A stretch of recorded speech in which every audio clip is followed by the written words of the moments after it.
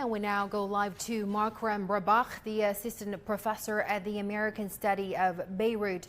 Welcome to our program, Professor. So the leader of Hezbollah has warned of a regional escalation if the conflict in Gaza continues.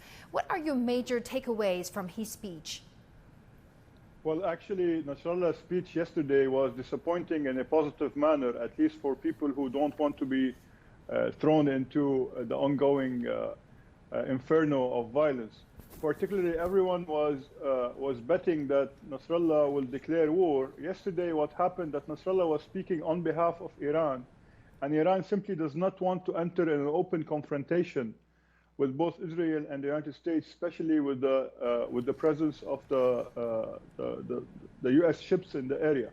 Particularly, he has claimed over and over again that he will not hesitate one bit to join the fight to defend the people of Gaza and to help his brethren Hamas out.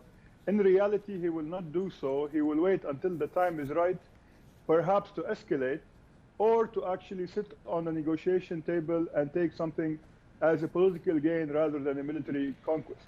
At the end of the day, Iran has proved through Nasrallah that they don't really care about the people of the region, and they're really playing poker with other people's money, and in this case, the blood of the innocent people of the region. Well, Professor, let's talk a little bit about Anthony Blinken. He has met with Lebanese caretaker Prime Minister Najib Mikati in Jordan and will meet with regional foreign ministers to discuss demands for a ceasefire in Gaza. What role do you think is the U.S. playing, and how might the nation influence the conflict? Well, I believe that the U.S. has lost credibility because despite the fact they are talking about the human aspect of the conflict and they're actually endorsing ceasefire and all of this, we know that the U.S. administration, as well as all the West, is supporting Netanyahu in his ongoing military operation to root out Hamas. And as you are well aware, this is virtually impossible to do without the destruction of Gaza and the killing of innocent people and ultimately the displacement of the 2 million people who are living in an open-air prison in Gaza.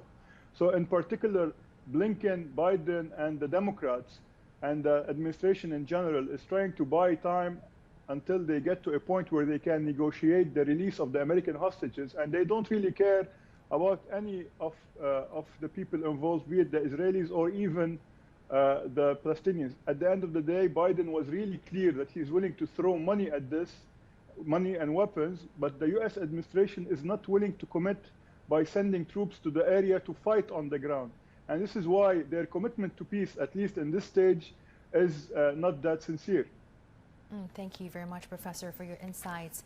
Professor Makram Rabah, the assistant professor at the American University of Beirut. Appreciate it.